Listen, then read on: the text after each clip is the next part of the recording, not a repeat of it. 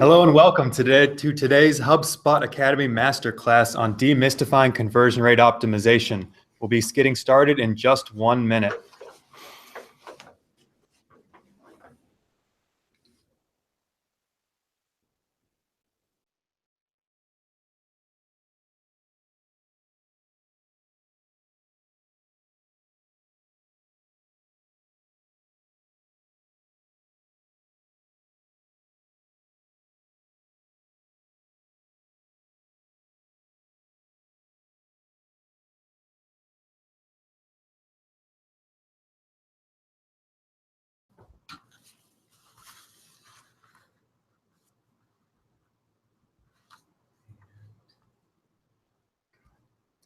Hello again, my name is Joel Traugott and I teach all things analytics and optimization here for the HubSpot Academy.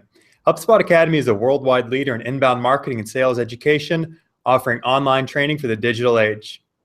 Today we're going to discuss conversion rate optimization, a relatively new field in digital marketing that many marketers are having trouble with. Conversion rate optimization is a process you can use to research, discover, and validate new ways to create great experiences for your users and drive leads and revenue for your business. Today, I'm joined by the powerful Michael Aagaard, Senior Conversion Rate Optimizer at Unbounce, who will be busting the most common myths in conversion rate optimization and telling us some stories. Michael's been obsessed with conversion optimization since 2008, when he started as a freelance consultant working in varied industries and companies to optimize their digital marketing activities. Since joining Unbounce in 2015, Michael's been traveling the world speaking at conferences and teaching audiences what he has learned. Michael's a true and great leader in the CRO industry, and we are pleased to bring him here to our audience here at HubSpot Academy. So without any further ado, Michael, take it away. Thank you very much. I'll just grab the screen here.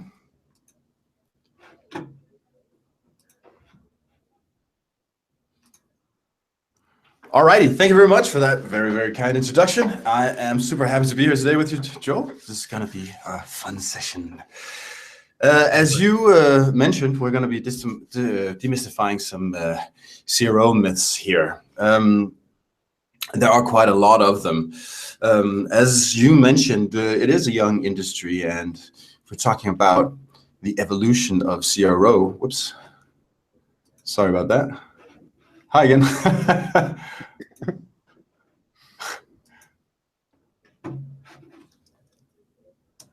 And we're back. All right. So yeah, it's still a very young industry, and I know this is a little bit corny to use this slide here, but you know we're on an evolution here, and I think we're all still trying to learn kind of what's up and down here. Nobody has the definitive answer for what CRO is, and for me, it's been a long journey. And it's been one that I've been involved with this since 2008, and it's been a big part of my life, and I've evolved as a human being together with CROs. So in 2008, you'll see here, this is me, by the way. There's different stages here also of looks. But in 2008, I certainly wasn't a toddler, but I was absolutely a toddler in CRO terms, in that perspective. I called myself homo oblivious at this state here, fresh out of well, not much experience and so on, and you know, I've been to school and all those things, and I thought I knew everything, and I didn't understand why the people at the first agency I worked at, why they didn't just like listen to me, because I knew all this stuff, right? Then we got to 2010. By that time, I kind of like figured out all the stuff about A/B testing, and I thought that was the solution to everything. Test is randomness, just test everything, any random idea. I thought I was being scientific just because I was testing stuff, which is pretty ridiculous. I can see that now.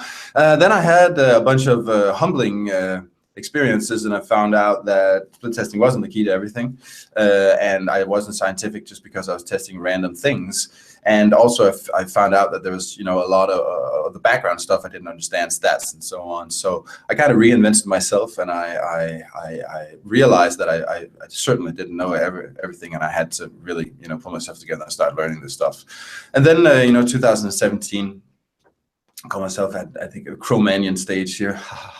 Little pun there. But the point being that I'm not a Homo sapien in CRO terms yet. I'm not sure I ever will be. And I love that, because that's one of the things I think is so fantastic about conversion rate optimization is I do believe I'll keep learning forever. And I think that's a beautiful thing.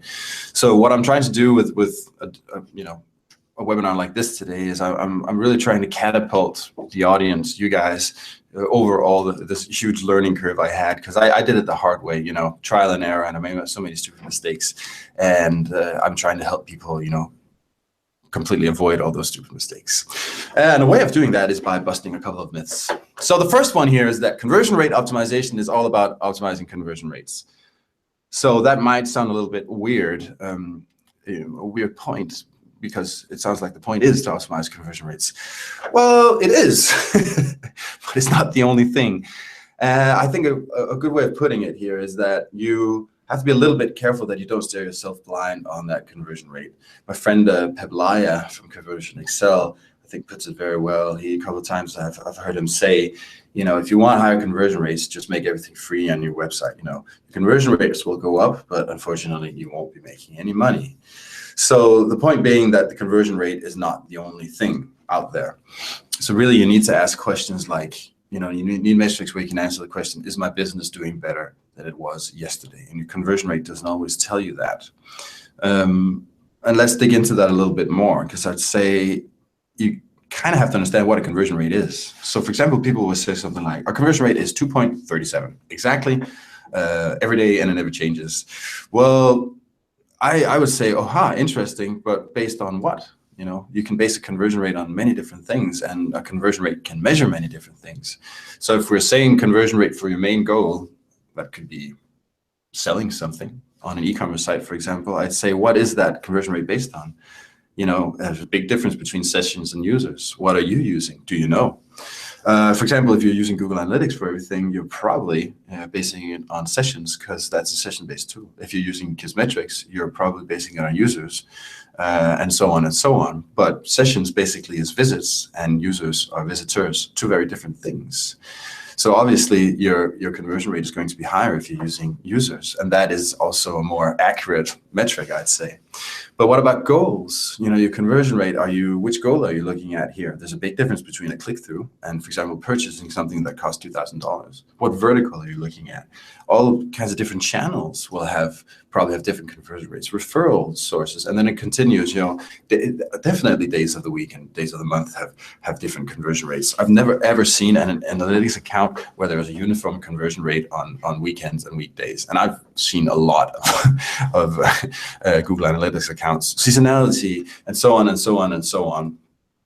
Device has a massive impact. So sometimes people have a tendency just to talk about a conversion rate as being one thing, but it's many, many different things. Michael, another example. Yeah. This sort of ties into one of the questions from our audience. We hear this a lot, like, what number should I be focused on to get started? If it's not my click-through rate, like, where do I even begin? Yeah. So that's a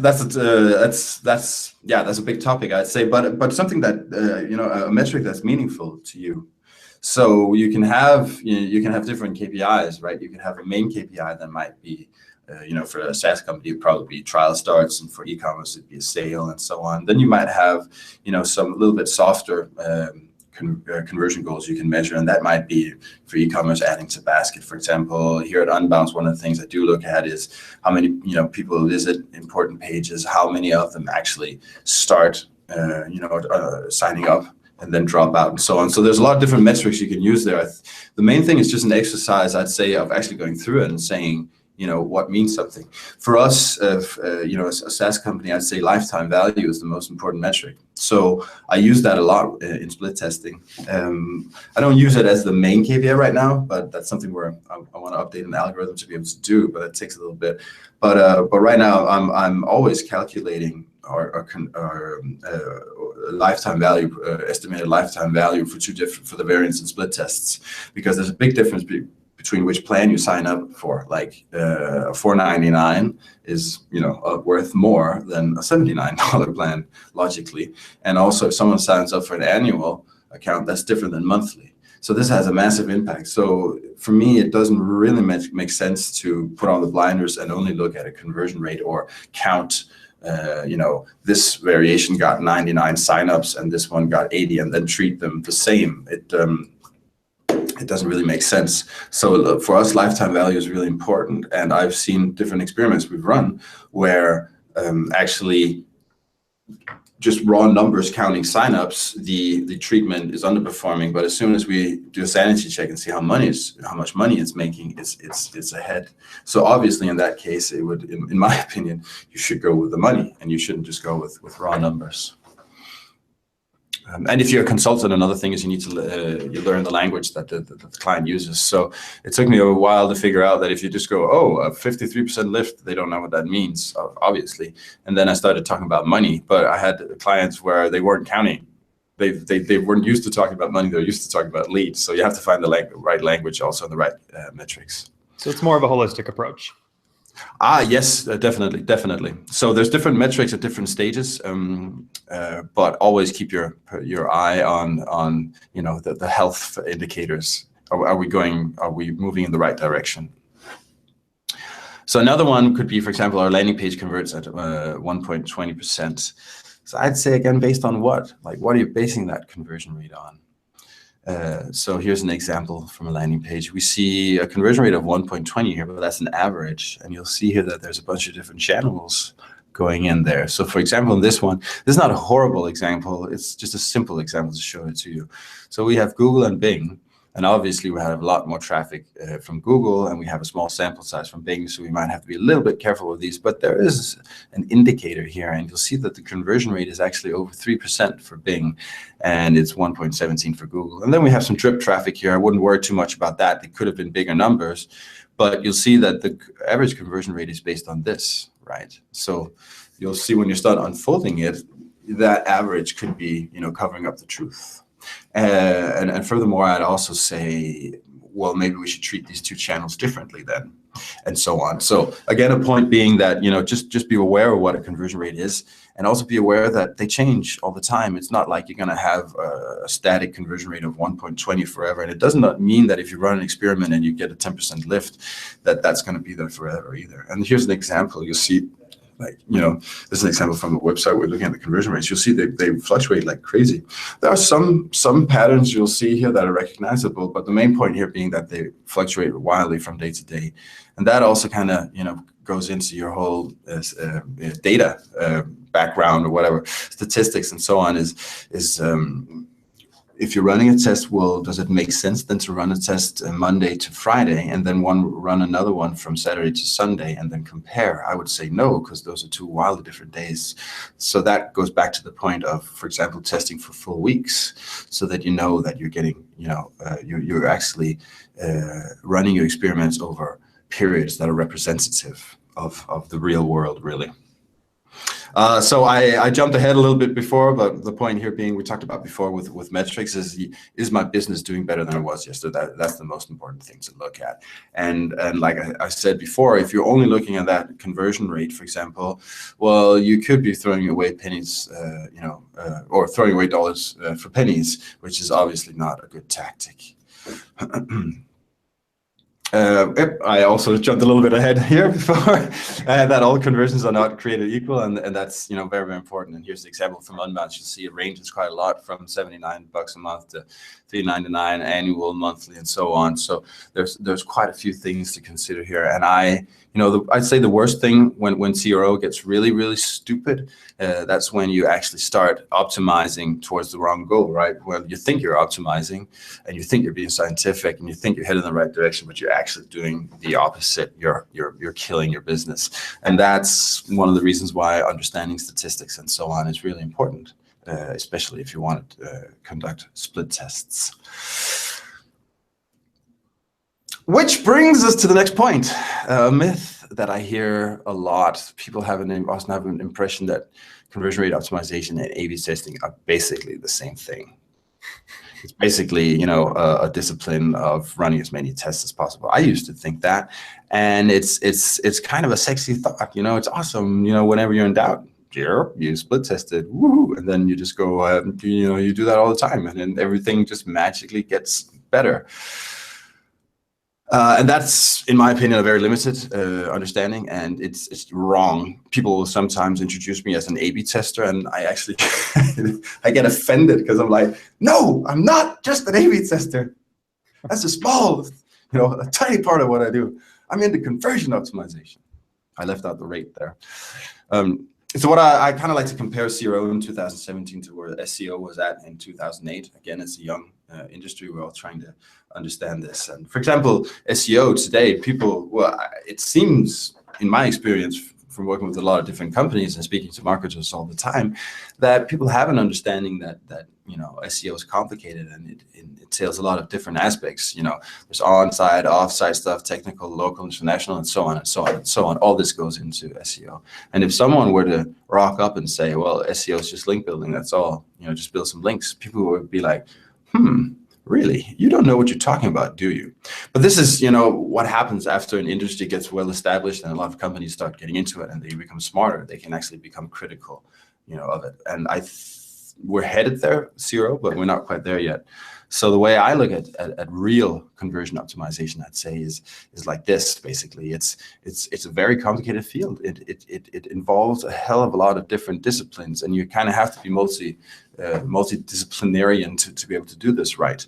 I like to compare it to golf, the golf of online marketing. In sports, you'll have these incredible athletes who just like excelled in whatever, basketball and so on, and then they retire, they start playing golf, and they get hooked. They never stop because it's so difficult, and you're also competing against yourself.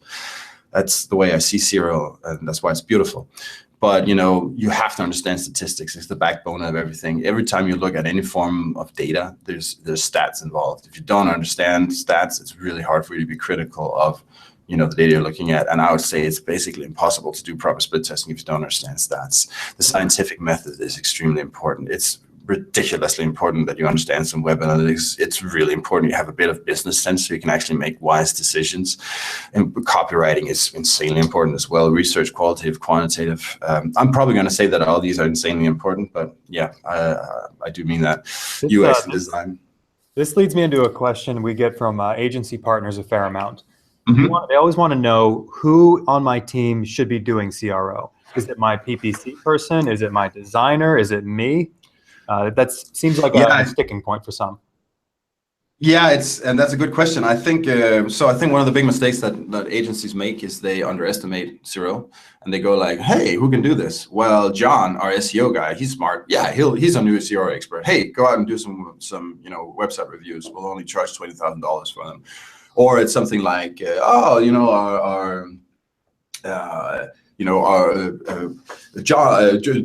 who comes in like twice a week, our student helper, whatever it's called, our intern. Yeah, well, he's smart. Let's make him our CRO.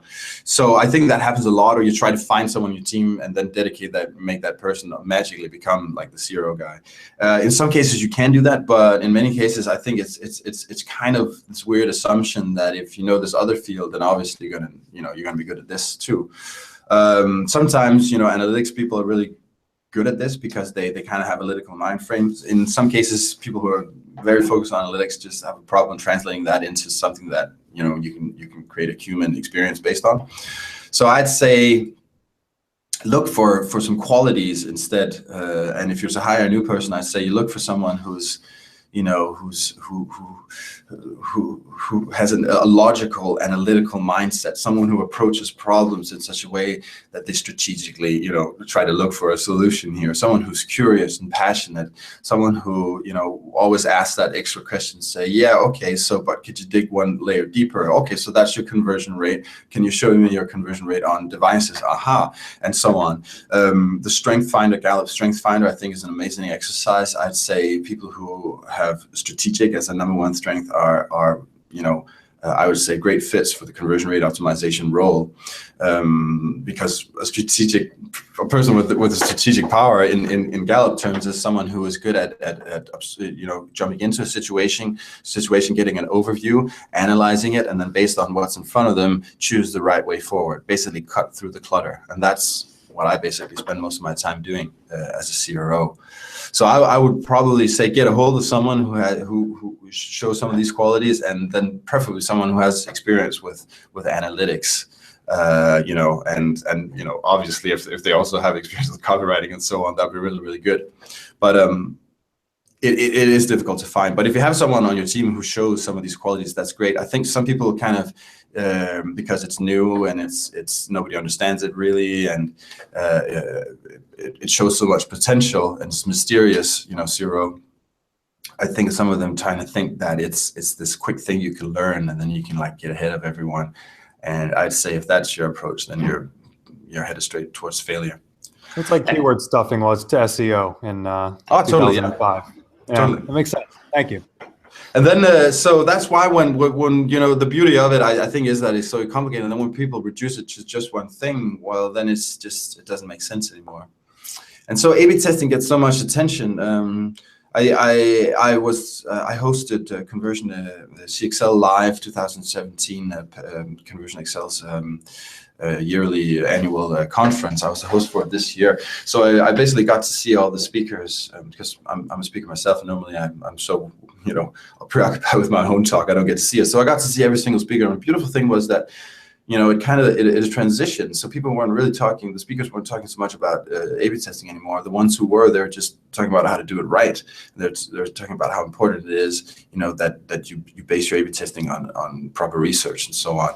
And so that means that the industry in a whole, as a whole, has kind of moved in the right direction and taken an important step forward. So that's where we headed. But A/B testing, exactly. So that was the myth we're on now, is that CRO and A/B testing are the same thing. And this is my point, it's not mandatory. People think that split testing, you have to do it, but absolutely not. It's just one tool out of many we have at our disposal, and we use it when it's helpful. We don't use it when it's not helpful. And when it's not helpful, that is especially when you don't have enough traffic, you don't have samples that are large enough to actually get proper data. Because the point of split testing is not, you know, to find confirmation, is to find information. That's the important thing. That's why you have to also be disciplined and understand stats when you're doing A/B testing. So a lot of people, like, you'll hear advice like everybody should be split testing, or it's safe to say that if you aren't A/B testing or split testing, then you're not getting you know, the full potential of your online marketing. That's just not true. That's insane advice. So I'd say, I'll show you an example of why. Here's a very common scenario, right? You have a current conversion rate, a baseline conversion rate of 2%. You want to detect a desired relative lift of 10%. Your target significance level is 95% for that, and we're talking frequent testing here. For that, you'd need a total sample of 156,800 users, you know, to be able to detect that lift. You get 50 users a day. How long is that test going to take? Drum roll. About a week. Yeah, 8.5 years. So, you know, it's safe to say that this puts a different perspective on that split test. And then I would say this is just not fast enough. If it's going to take you 8.5 years to get a conclusion on this, that's just crazy. You do not have enough traffic to do proper split testing. You could try to get a bigger lift, you know, you could try to get more traffic, whatever, but in the current situation, this is the truth. So you can make a business decision then to say, I don't care, I'm going to stop it after a week, you know, after 7 days, but I'm actually missing over 3,000 days then. That's fine, but then you just have to understand that there's no stats backing what you're saying here, right? And there's no science behind it. So, for example, doing an exercise like this and understanding the required sample size just changes everything for you. And in a case like this, you don't run the split test. It doesn't make sense. So I'd say a very, very important part of all this is actually, you know, being disciplined enough to do this stuff up front. So this is what often happens, right? Week one, the test is charging ahead. You have a small sample. That means that, you know, any little action, any conversion is going to have a massive impact. So you look at it the first week. If on e-commerce, for example, there's a novelty effect. People come back every week and they're like, oh, wow, now the button is purple. I'll try to click it. So, you know, during the first week, you might see a big, you know, big lift, and you start popping the champagne. You know, if you're a consultant, you call the client, you're like, dude, we got a 600% lift, man. We're gonna revolution. And then, you know, week two, not quite as, you know, quite as impressive. Week three, week four, it's basically flattened out. And this was the entire test duration. So this is why it's important to know how long to run the test before you have a sample that's really representative. And in this case, well, it ended up being basically no difference. It tanked a little bit. So this would obviously not have been a super smart decision if you had popped the champagne and stopped it in week 1, because it would have been the opposite of what the truth is. That's where it gets really dangerous, because then you start learning from this. You're saying, wow, and actually you're learning the opposite of the truth, and then maybe you start sharing it and you write a blog post, and then it becomes part of the collective kind of best practice and so on. And then it gets really, really dangerous. You can try, we built a split test calculator here at Unbounce with duration and so on. It's one I showed an example before. It's a really good exercise. Try and use it. Try to play around with, the baseline conversion rate, desired lift, and daily average daily visitors, and then you'll get a good feel for it. So basically, as a rule of thumb, the higher the baseline conversion rate, the higher the desired lift, the more traffic you get, the more likely you'll be able to pull off split tests, and vice versa. So quick point of clarification for the listeners. When we're talking about a desired lift of 10, that's a 10% lift from 2, correct? Yeah, and we're talking relative here, a relative lift. And that's a question I get, is like, how do I know? Well, it's saying, well, obviously it's hard to predict. But one thing is that if you know your daily amount of traffic, then you can plug that in, and then you can see like how big of a lift would I need to be able to pull this off in a reasonable time frame. A reasonable time frame for me is a month. I end up running at Unbounce. It doesn't make sense for us to run tests for less than 2 weeks. We can with sample size, but that's the duration I need for it, to be somewhat representative. I'd rather run them for a month. But that means that maybe you can get away with, running a test with your traffic within a month, but then you might need a 50% lift and not a 10. 50% is high. It's a high lift. That means you can't just fart around with some button copy or something. You need to do something radical. And another thing that's horrible about bogus case studies of people stopping their test before they're cooked is that a lot of them show these insane lifts that are just not there. They're imaginary lifts. And the problem is that a lot of people share them, and then the expectations are set that for a split test to be a success, you have to have like 100% lift or something. That very rarely happens as a true lift, simply because people aren't running them long enough. So this exercise will help you kind of understand that stuff a little bit better. Another one is one I see often that I just talked about right now is people will show you kind of something like this, 400% increase in conversion, and people go, oh my God, it must be true because there's a green arrow and it's pointing up. I say, well, really, this to me is pure evil, and so many people do it. I'm shocked that people still do this, where I'm like, hey man, as an audience member here, you are giving me zero data to be able to be critical of what you're showing me, and that makes me feel uncomfortable. I'd say increase in conversion. What conversion are you talking about? Again, is it click-through rate? What is this? What sample is this based on? How long did you run the test? It's like, what I can't, if people just show me this, I have to stop listening, because I'm like, I don't know, you're not showing me enough here. Because let me show you what could be behind these numbers here. So this is an example I used. Here's donors and donations. This is from an example from a charity I was using this example with. So for example, you have control and treatment. You might have, well, let's say you have 2,000 in each sample. You control and your treatment, right? And then you have 1 in 5 conversions donations here. So that is a 400% lift right there, but it's a lift from a conversion rate of 0.05 to 0.25. That's not a lot more. So, if we change this and added just a few more conversions on the control, for example, well, then we'd quickly be down to a lift of 30% or something, and very, very quickly it won't be there. So this is not a 400% lift. This is a snapshot in time where at that moment there was a 400% difference. It's not the same as saying that you can recreate this. It's not the same as saying this is conclusive, right? It's basically like this. It's basically like taking this picture and saying, this is proof that man can fly. Oh, really? Well, you can only see his feet. Maybe he's jumping, and it seems like this is something, maybe he's hanging on to something. This is not proof at all. This is a snapshot in time. It's the same thing. And this, exactly this here is one of the reasons why I think there's so much misinformation going on, because like in the scientific, in academia, if you're running a test, you're doing an experiment, there's peer review. People go through it and they try to, they call they call BS on it if it isn't true and so on. And it's not the way it is in marketing. We just publish whatever the hell we want to, and we claim whatever the hell we want to. That's a big problem.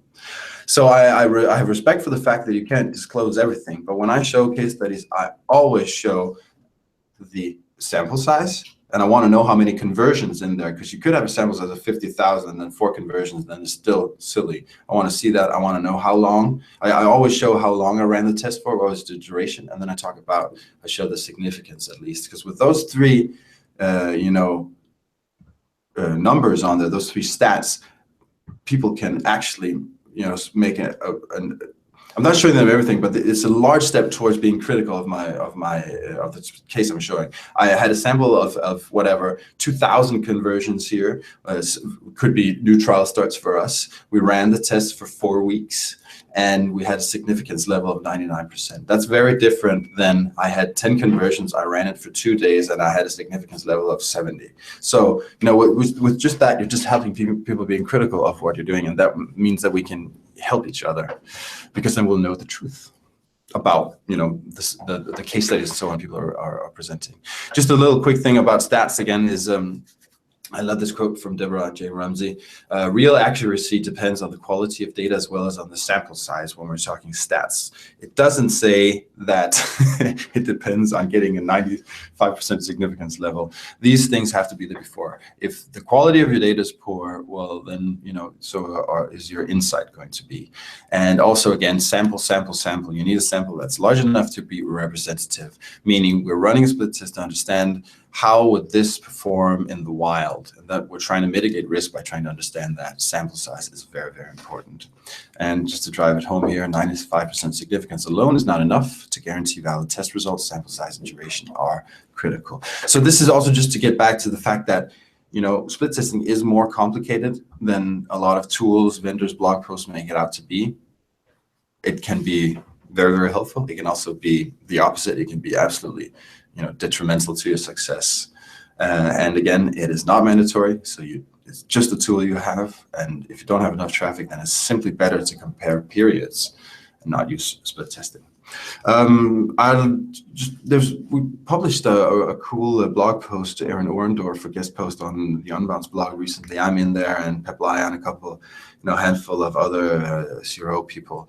And this is a pretty interesting article, I think, that Aaron kind of created here, because he asked us all to kind of try to, explain what makes a true conversion optimizer. And I think some of we're basically, everybody in the post is getting to the same points, and I found it quite interesting, and I think it would be helpful. You can check it out.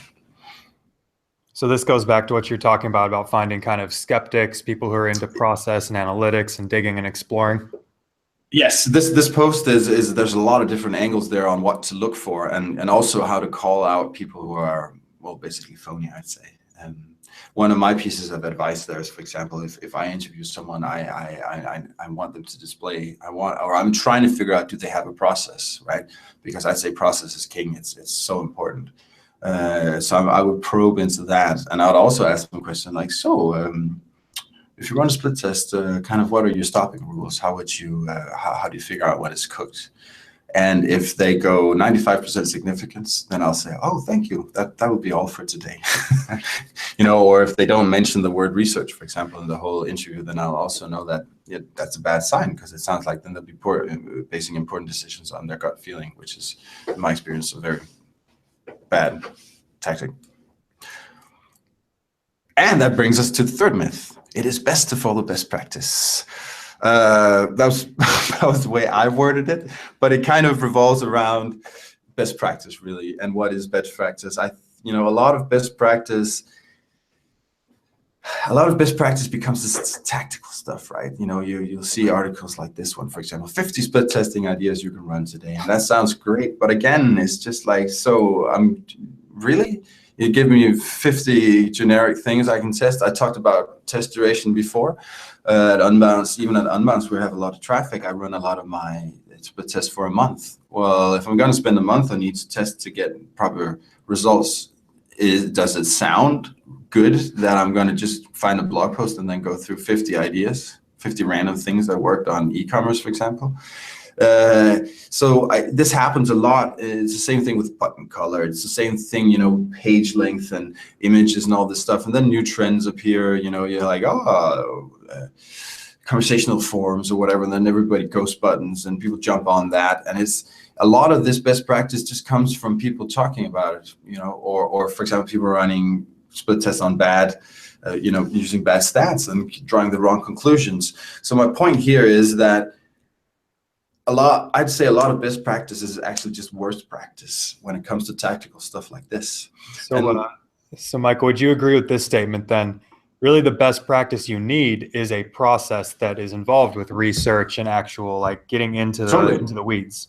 Yes, exactly. And I'm going to get into that right now. Actually, so that's perfect. So to set this up, there's this one quote by Einstein I love. I use it a lot. If I had 1 hour to save the world, I would spend 55 minutes defining the problem and only 5 minutes finding the solution. And to me, this is beautiful and it's so important in CRO. This is what it's all about. Again, going back to the whole testing thing. For example, if you're going to be running, you test for 1 month, then you have 12 shots a year. So I'd say you better make goddamn sure that every single attempt counts. So again, it's all about finding the problem. So it's very hard to solve a problem you don't understand, and that's basically what you're doing if you're just applying the 50 best practice tests, for example, because you're just randomly going through stuff and you're blindly hacking away and trying to hit something along the way. So let me give you an example of understanding a problem before you try to solve it. This is an example from before I joined Unbounce. I was a consultant for many years, and this is a project I had with my former business partner, Craig Sullivan. And so this is there was a SaaS company we were working with, and we're doing a website review for them. So this is basically their sign-up funnel process. So it's very typical. You have a pricing page, you have a sign-up page, you have a confirmation, then you have to check your email, you have to click the link, and then ta-da, you're all the way through. So, just off the top of my head, I was like, oh, the sign-up page is horrible and we can do so much on the pricing page. Those two, that's where we should start. And that's my gut feeling. And again, I mean, in some aspects, I probably have honed my gut feeling a bit from having done a lot of this, but on the other side, often it's useless. So we did our analytics review, and we did our data-driven review of the website, and we figured out that the biggest drop-off was actually between the email and then people confirming it, which seems insane. We're like, wow, I mean, after people have committed and basically signed up, we're losing them in the confirmation email. That's weird. So we went through it and we figured out they're using the same email template for everything, basically. So even if if the first email you get from them is the same template, so that one has a big green login button that takes a lot of attention, right? And then there's another link that goes to the homepage, and then there's a text link, which is actually the verification link, right? So what happened was a ton of people click the big green button, login, because they're going to log in for the first time, and then they get an error message, and the error message says that you have to check your email and click the link, and then people do that, and then they loop around and they get angry and they take off and they think of competitors. So obviously, that's the big problem. What's the solution? Well, I would probably just recommend having only one link in there and making it very clear that that's the one you have to click to verify your account. And then I'd say, test this? No, hell no. This is a no-brainer. You just fix it. There's no reason to do this. You're not going to test it for a month. This is obvious. This is one of those goes into bucket. Just fix it. It's the same thing as if you lock the door to your physical store and you were wondering why you didn't get any customers, and then you unlock the door for a week and said, oh, strangely enough, I get customers. Then you lock it again. No. Fix this, start working on something more important. So what I'm also saying here is that we could spend a long time testing the pricing page and actually doing the wrong thing, because if we hadn't understood where the problem was, plus all our testing on the pricing page would have been fundamentally, screwed, because we didn't know that there was a hole in the funnel later on. So all of the testing there would have been massively influenced by the fact that they were dropping out later, and we wouldn't be able to control that. So it would have been just a horrible experience for everybody. So this is one of the reasons why research is so important, and understanding these problems before you try to solve them. This is what real CRO is about. I would say this is one of the most important things. So this takes us to process. So this is basically the process I use. this is the most simple, the most I can boil it down. You'll often see those little diagrams where there's like, 4 points. There's basically just like research, test, do more, validation, rinse and repeat. That's very, very oversimplified.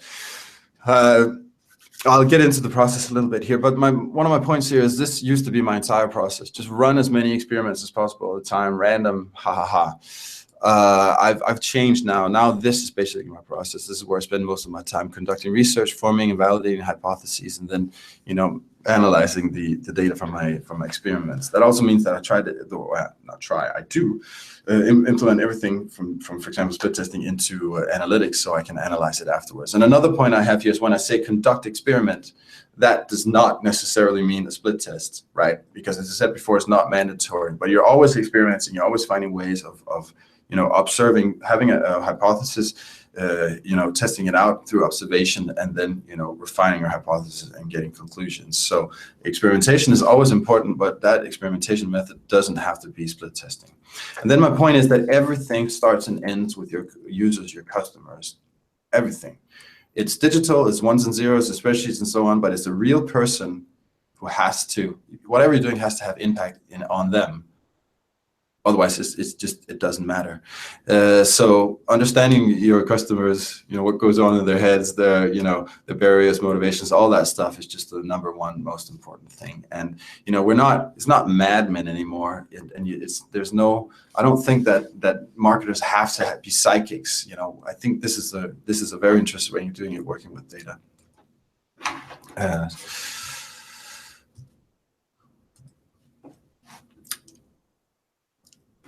And getting back to the point you had before, yes, I'd say that the only real best practice is to have a solid process that helps you get through this. Something that you can replicate, something that you can use again and again to achieve good results. So with mine here, research, it always starts with research, that's the bulk.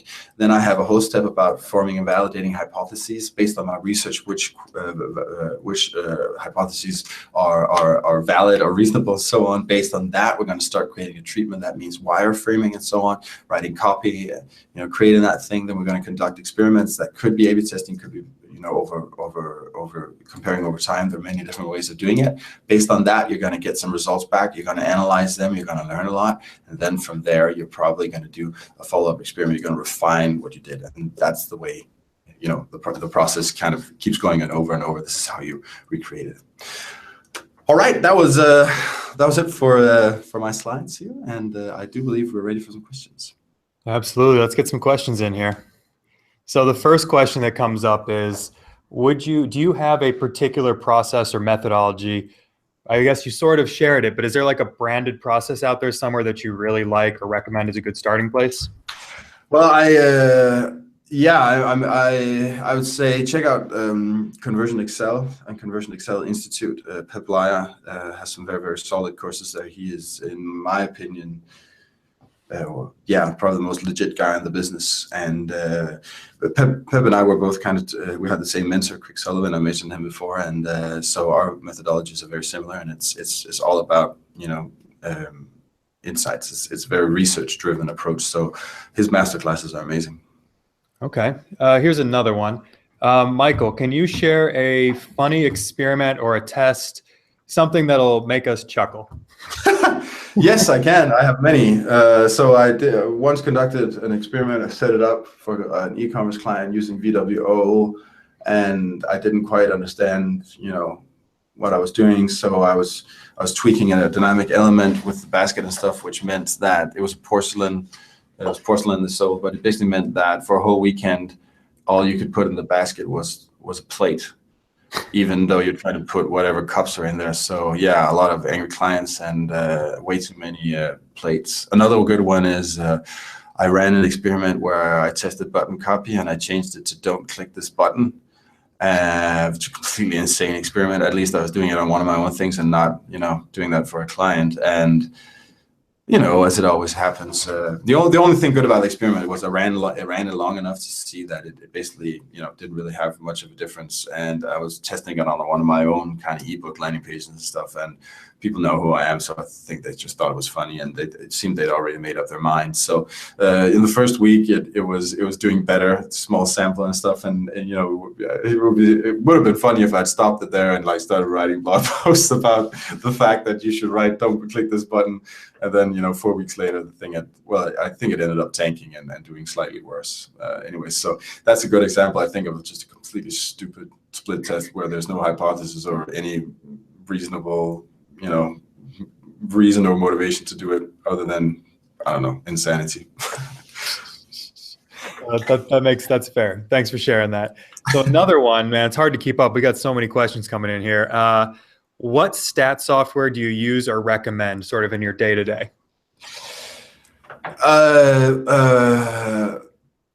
I don't use a ton of, I do a lot of my stuff manually, to be honest. I mean, a lot of it is pretty basic, it's pretty basic stuff. But I mean, for example, well, there are many different duration calculators. The one we built for Unbounce, I think, is pretty cool because it combines a couple of different things. So it kind of gives you, idea of test duration, but it also helps you kind of understand the relationship between, the different numbers that go in there. So that is something I use all the time because, one of the first questions I have if I'm approaching problem is like, so what kind of tools do we have here at our disposal? So one of the first things I'll do is I'll try to figure out what's our testing bandwidth, right? And then pretty quickly you can figure out like, is that an option to A/B test or not? And if it isn't, then I'll just like say, no, I can't, no reason to even consider that. There's abtestguide.com out there is a cool tool. There's some Bayesian and frequent test calculators in there as far as, confidence, significant power, all that, p-value and so on. abtestguide.com, you can search for that. Some of my friends in the Netherlands, Online Dialogue, created that one. So I actually say that those two tools together are pretty awesome. There's a very, very simple, it's very ugly website, but it's called Maths is Fun. And they have a bunch of cool percentage calculators and stuff that I use just, to make life easier as a little secondary brain. But most of like for frequency stuff, it's pretty basic stats. But that's probably my number one recommendation when people ask what's your best split testing advice. I'd say go back and learn statistics. Okay, here we got another one coming in here. So what's an alternative to A/B testing? So if you're not going to test, sometimes you just go with your gut. What are your thoughts on that? Well, I would say comparing periods is the best thing then. And so the whole point of A/B testing is you're trying to eliminate some bias because you're running it at the same time on the same kind of quality of traffic, you would say. So that eliminates some seasonality. It represents a whole new, a whole new can of worms as far as what can go wrong with split testing. Let's not talk about that. So basically, you'd be doing the same thing. You'd just be comparing periods. So comparing periods, there's going to be noise. So you'll want to be careful, and you want to have samples. You want to have or the durations you're looking at have to be representative, and they have to be pretty much equal. So it doesn't make sense that you're looking at the last 6 months of data, and then you change the page for 2 days, and then based on those 2 days, you go, oh, it's doing better or worse. It has to be representative, and then also you're trying to eliminate noise. So you might want to look at. You make sure that you're looking at the right channel, the right device, the right campaign, and so on. You're trying to eliminate as much noise as possible, and then you're trying to compare periods over time. So that also means you should be aware of different things outside that could have an impact. Like you're testing Santa Claus on your buttons, and wow, it did. You're doing it in December, and you're like, well, maybe there's something there, right? If you compare it to July and so on. So some of those reasonable things. But yeah, establish the baseline. Make sure you understand what that baseline is made up of, and then compare, for example, whole weeks. Let's say something like change it and implement it for a month. And compare what happens on the next thing. One way you would be saying, for example, if you change something for a month, you say, let's compare that to, first of all, last month. Let's compare it to the same month last year. Let's compare it to a stellar month and a bad month. That's some of the things I've been doing in Unbounce. That kind of gives you a good idea of where how it's performing now, or how it's when you're comparing those periods, that helps you understand it a little bit better. That makes sense. So rather than doing it sort of at the same time, just take 3 months and then try the next 3 months and be aware there will be some noise in there. Yeah, something like that. And then obviously, if you're not split testing, then I'd say, well, research is the most important thing, but it's even more important when you're doing stuff like this. So, go back to user testing, go back to, interviewing your customers, and, just doing a lot of, especially qualitative research. And I would even do that with split testing. I'm saying, don't think of split testing as a tool for conducting research. Think of it as a way to qualify your hypotheses. You spent a long time doing a lot of awesome research. You put all that together to the best possible treatment, and now you're using split testing as the final sanity check to say, does this work? I think that's the right way to think of it. Split testing is not research. That makes sense. So we got another one here. What are some basic statistics, terminology, or concepts any CRO needs to know? Well, you need to understand p-value. You need to understand, well, it depends on, so frequent testing is very different than Bayesian. So let's not talk about Bayesian right now. Let's just stick to frequent tests because that's also the most common. So yeah, we're talking frequent test hypothesis testing. Well, you'll have to understand what the null hypothesis is. You have to understand what is a power level, what does significance actually mean, what is p-value, sample size, confidence bounds, error margin, some of those. You basically have to understand what all those things mean. And if you do, then you'll have a pretty good idea of stats and the stats that go into A/B testing. Okay.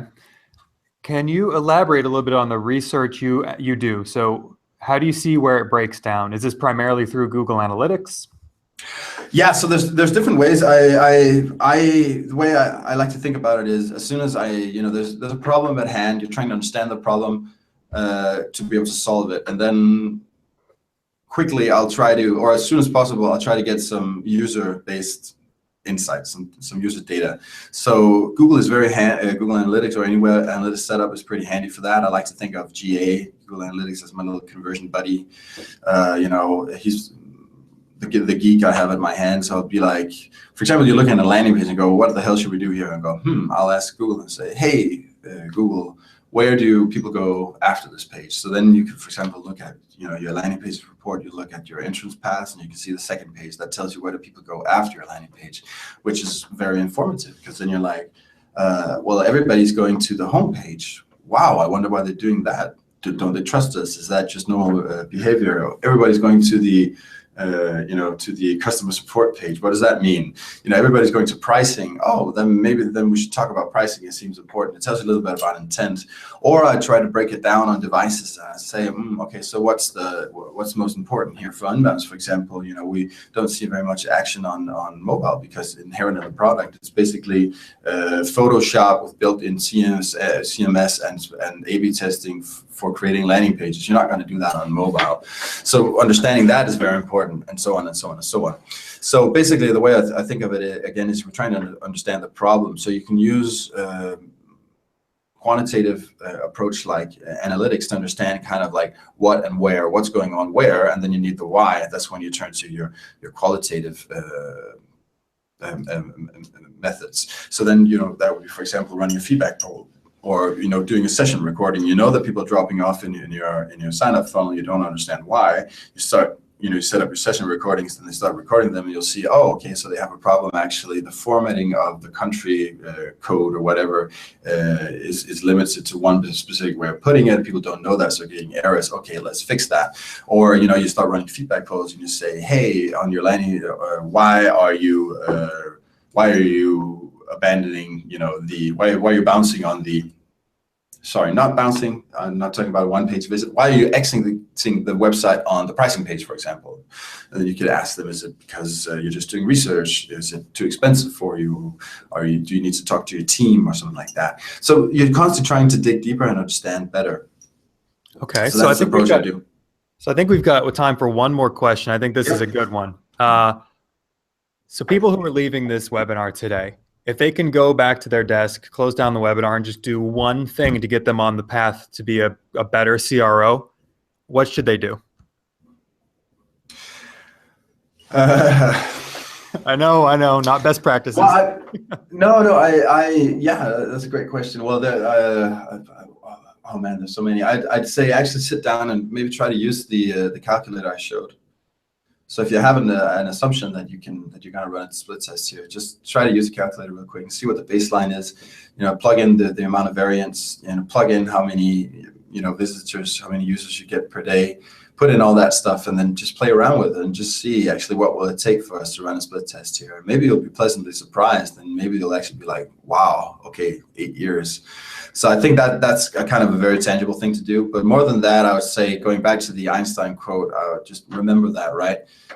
Try to be a little bit more, this is very broad advice, but I think A/B testing is a shiny object. And if you can stay a little bit away from that, that is very constructive. If you can start focusing on trying to understand the problems before. So when you approach something before, you go, we should test that. Then you go, should we actually? Okay, I like it. I think that's about all the questions we have today from the audience. So I'd like to take the opportunity to thank Michael for joining us, as well as the audience for being here live today. One thing for everyone who's watching this today to keep an eye out for, we're going to be launching a conversion rate optimization certification towards the second half of the year, so people can pick up a easy to use, ready to go process to actually do some of this stuff. Michael, do you have any last words, any advice, anything for our audience before we sign off? Don't underestimate CRO. It's a very complicated area, and also don't stare yourself blind on that conversion rate aspect. Make sure that you're doing stuff and looking at metrics that indicate health of your business, and don't think that CRO is only split testing, because then it's going to be a horrible thing for you. And I'm looking forward to you guys' course. I think it's going to be awesome, and it was a pleasure being here today. Thank you very much for having me. Michael, thank you so much, and we hope to have you back very soon. I'd love to. This one's for the audience. If you've enjoyed this masterclass, you're in luck. On Tuesday at the same time, my colleague Courtney Sembler will invite a best-selling author, Whitney Johnson, to a masterclass to discuss leveling up your career and driving corporate innovation through personal disruption. This can be a great one. She's a best-selling author. She's got a lot to say, so don't miss it. And I think that's it for us today. Michael, thank you again. Everybody on the line, thank you so much. I hope everyone learned something new.